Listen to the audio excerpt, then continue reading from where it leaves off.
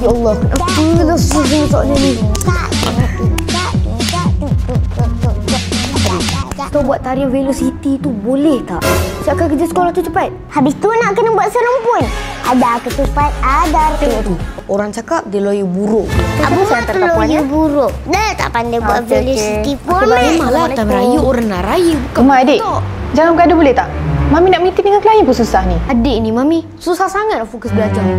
Adik bukan tak nak fokus, tapi adik langsung tak tahu nak buat dengan soalan ni. Kenapa Mami selalu tarik masa untuk kami? Kalau tak, mesti Mami boleh tolong. Abang Umar kan ada.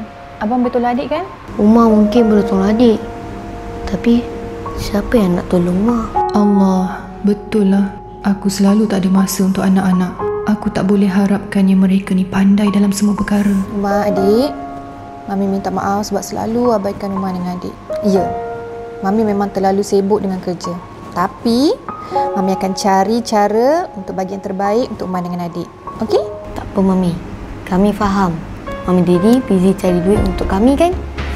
Tak apa, nanti Mami cari tuition, okey? Tapi nak hantar tuition kan jauh. Mami dengan jalan jam ni lagi. Apa kata kami belajar online je, Mami? Online? Mami call nombor ni.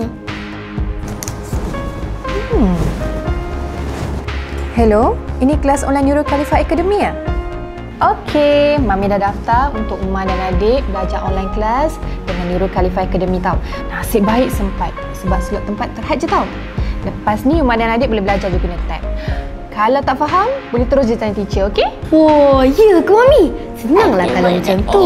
Kalau tak faham, tanya je. Mami buka tab tu cepat, nak belajar sekarang juga. Adik, sabar.